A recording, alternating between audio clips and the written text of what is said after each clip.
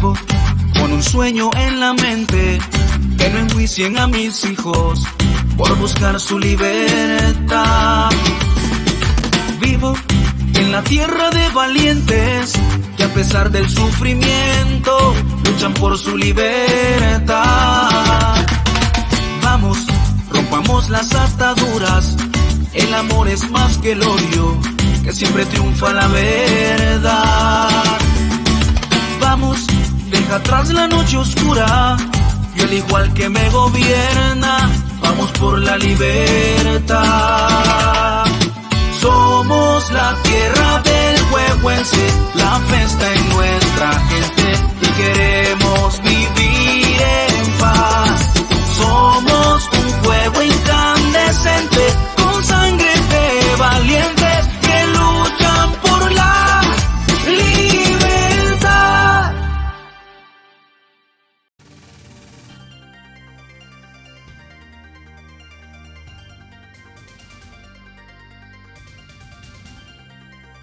Hola, ¿qué tal? Buenas tardes, ¿cómo están? Bienvenidos a una nueva edición de Directo al Punto, el programa que emitimos una vez por semana, cada miércoles a las 5 de la tarde, a través de nuestra plataforma en Facebook, Radio Darío 893.com. Mi nombre es Francisco Torres Tapia. Gracias por acompañarnos hoy miércoles 29 de junio, ocasión en que se conmemora el Día del Maestro en Nicaragua.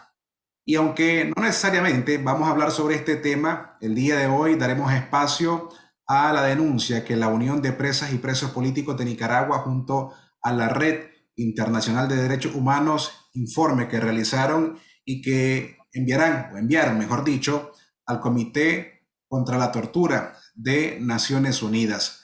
Para ello, esta tarde invitamos a Yaritza Mairena, una joven nicaragüense que se encuentra exiliada y que pasó a engrosar la lista de encarcelados políticos desde el año 2018. Yaritza, ¿cómo estás? Buenas tardes. Muchísimo gusto. Gracias, Francisco, por el espacio. Yaritza, conversemos acerca de este informe. Vos, como miembro de la Unión de Presas y Presos Políticos de Nicaragua, junto a la Red Internacional de Derechos Humanos, organizaron este informe. ¿Qué es lo que contiene este informe? Este informe, una sistematización de 30 testimonios que la Unión de Presas y Presos Políticos realizó o recopiló en 2020 con ayuda del Servicio Judío Internacional. Estos testimonios narraban las secuelas de la prisión arbitraria y también lo que pasó durante los encarcelamientos de estas 30 personas, ¿verdad? En los testimonios podemos ver y escuchar de las personas que padecieron la prisión arbitraria, el sinnúmero de violaciones a derechos humanos de las que fueron víctimas y que están narradas y plasmadas ahora en este informe. En la sistematización lo que se hizo fue, digamos, realizar una actualización de esos testimonios con lo que ha pasado en los últimos años, ya 2020-2021 y parte del 2022, en donde la mayoría de los excarcelados han tenido que sufrir el desplazamiento, ya sea interno o fuera del país, debido a la persecución y el asedio. Ahora, este informe, Yaritza, narra cuáles son las secuelas de que al menos lograron documentar ustedes a través de estos testimonios. Así es, la mayoría... La pregunta sería, ¿cuáles son? Así es, la mayoría de los excarcelados que brindaron sus testimonios fueron víctimas de tortura. En este sentido, podríamos describir las torturas en varios aspectos. Es decir, hay tortura psicológica y tortura física. Entre la tortura psicológica, la más predominante que sigue utilizando el régimen, incluso con los presos políticos actuales, es el aislamiento. El continuo acoso para sacar información, el no dejar dormir, las luces encendidas, son tácticas de tortura que realiza la dictadura para quebrar a las personas y para vulnerar su integridad física y emocional. Entre las torturas físicas, lo más destacable es los golpes, la herida, mientras trataban de sacar información todo esto. Estamos hablando de que la mayoría de los secuestros se dieron durante la operación limpieza. Entonces, en este momento se utilizaban los golpes y las torturas físicas para sacar información de quiénes estaban en los tranques o cómo estaba organizada la sociedad civil en ese momento que estaba protestando. Entonces, también se dio lo que fue la tortura sexual, que fue varios casos admitieron pues haber sido abusados sexualmente. La mayoría de los hombres lamentablemente también fueron víctimas de tortura sexual por parte de policías y paramilitares, y los detalles pues están de alguna manera plasmados en el informe. Yo no los puedo decir por cuestiones de vulneración de la víctima, pero sí realmente ha sido desastroso y una barbaridad lo que ha ocurrido con las presas y los presos políticos, y definitivamente algo que no se borra ni se olvida. Evidentemente. Y tampoco quisiera entrar en los detalles de que cada persona estando encarcelada sufrió con respecto a estas torturas.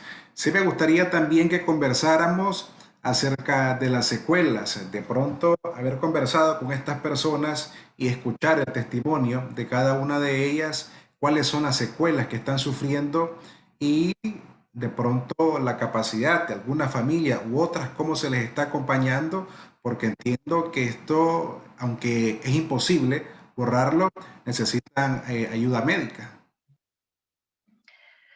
Sí, en los casos de tortura, la mayoría de los excarcelados pudieron acceder a atención médica por parte de tanto organismos de derechos humanos como otras organizaciones que se dispusieron a brindar atención médica para la herida y los golpes que habían sufrido en las cárceles.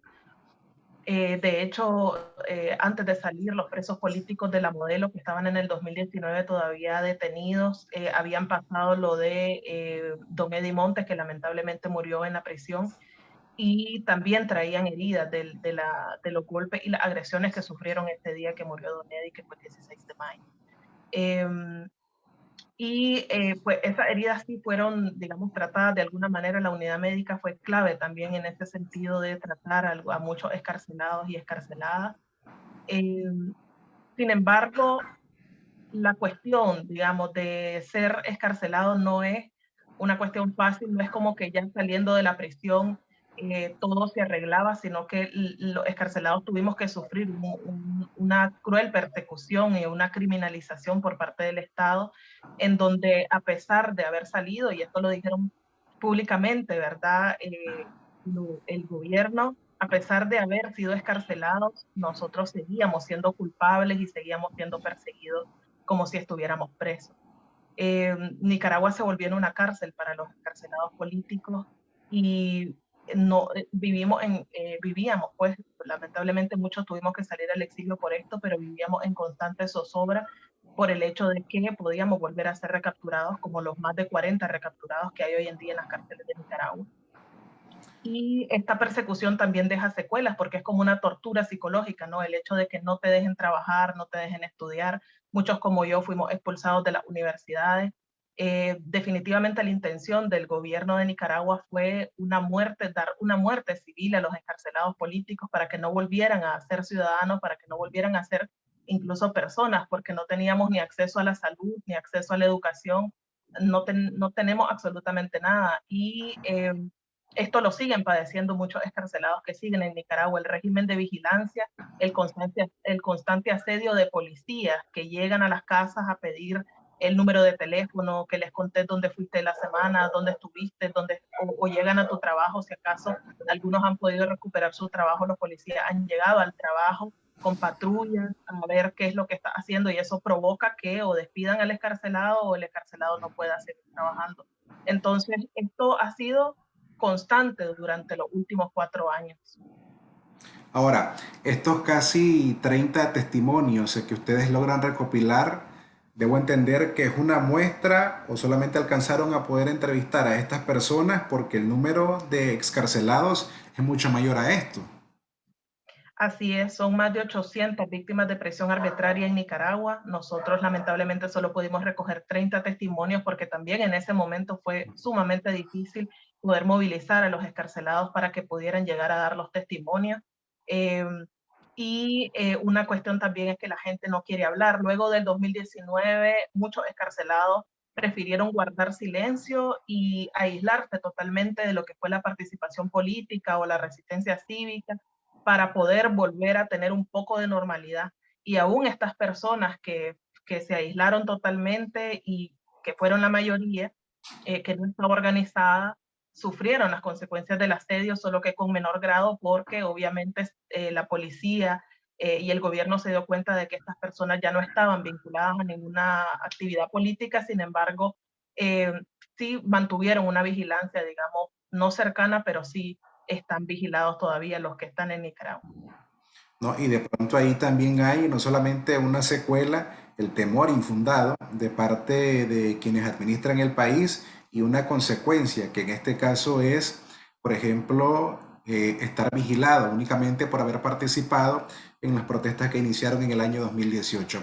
Mi otra pregunta, Yaritza, tiene que ver cómo el trabajo que ustedes como Unión de Presas y Presos Políticos de Nicaragua hacen con la Red Internacional de Derechos Humanos. Este informe, ¿qué es lo que esperan ustedes al entregarlo al Comité contra la Tortura de Naciones Unidas? Continuar la denuncia internacional para nosotros, esto es un paso más de los muchos que hay que dar para construir el camino hacia la justicia. Queremos que los organismos de derechos humanos tengan acceso a toda la información necesaria para que se den cuenta de la gravedad de las violaciones a derechos humanos que han ocurrido en Nicaragua. Creemos que ser escarcelado político es una condición demasiado vulnerable en Nicaragua para los que siguen viviendo allá, que son la mayoría. Y el desplazamiento forzado, que también implica un montón de secuelas, tanto físicas como psicológicas, por el hecho de tener que salir huyendo del país y volver a construir una vida desde cero en un lugar donde no es tu hogar y donde no tenés a nadie. Y todo esto pues crea ciertas también secuelas en los encarcelados políticos. Y además de la denuncia, nosotros queremos mantener viva la memoria de los excarcelados políticos. Creemos que es sumamente necesario que se siga hablando de las necesidades que hay y de la situación también muy, digamos, nosotros somos como una representación viva de lo que están viviendo los presos políticos hoy en día y queremos visibilizar esto. Mi última pregunta va sobre los presos políticos. En el trayecto de esta entrevista hemos hablado sobre los excarcelados y las secuelas que están sufriendo. Todavía en el país hay más de 180 presas y presos políticos. ¿Hay algún mecanismo en el que ustedes estén trabajando que documente también las torturas que se están viviendo en contra de las presas y presos y las consecuencias que están pagando los familiares de ellos? Por supuesto que sí, nosotros apoyamos directamente a varias organizaciones de familiares de presos políticos en lo que nos pidan. Nosotros siempre hemos acompañado la demanda de los familiares de presos políticos y siempre estamos realizando las actividades en conjunto con ellos. Creemos que los familiares son la voz de los que están ahí adentro y no, y digamos, no es una cuestión de hacerlo, sino de ponernos a la disposición de los familiares que están padeciendo ahorita la prisión arbitraria junto con los presos políticos. Y también hace poco hicimos nosotros una campaña que era para demostrar, digamos, o para expresar que las condiciones en las que están los presos políticos hoy en día es tortura y buscando cómo transmitir, de hecho, que el tortura no solo significa que te agredan o que te dejen una cicatriz, sino también el aislamiento, el no ver a tu familia, el que no te pasen la comida, el que no tenga una frazada. Todo eso son torturas que implementa el régimen para debilitar a las personas que están presas políticas. Una idea tengo ahorita en la cabeza, Yaritza. Parece que no hay otra forma para poder alcanzar la libertad de las personas que aún están encarceladas por razones políticas que entablar algún tipo de comunicación con la administración de Daniel Ortega y Rosario Murillo. Hay quienes están a favor de esto, otros que no. ¿Cuál es tu opinión? Definitivamente, nosotros hemos dicho públicamente que los presos políticos no son moneda de cambio. Esto significa que no tenemos por qué negociar su libertad, pero sí sabemos que la última palabra la tiene el régimen y lo que sí estamos claros es que hay que hacer que el régimen tome la decisión de liberarlo y eso solo se va a lograr con una oposición unificada y una resistencia activa de parte de la población, de los familiares de presos políticos, de todas las organizaciones azul y blanco, pero principalmente de los líderes opositores que tienen en este momento en sus manos la capacidad para crear una concertación que dé pie a una correlación de fuerzas que obligue al régimen a liberar a los presos políticos. Sin esto creo que cada vez vamos a ir alargando más la situación de tortura de los presos. Bueno, Yaritza Mairena, te agradezco por habernos acompañado en este espacio. Muchísimas gracias por el espacio. Era Yaritza que hoy nos acompañaba de parte de la Unión de Presas y Presos Políticos de Nicaragua en este episodio de Directo al Punto que usted acaba de ver a través de nuestra plataforma en Facebook, Radio Darío. Mi nombre es Francisco Torres Tapia. Recuerde que usted nos puede apoyar comentando y compartiendo esta entrevista. Será hasta la próxima semana. Buenas tardes.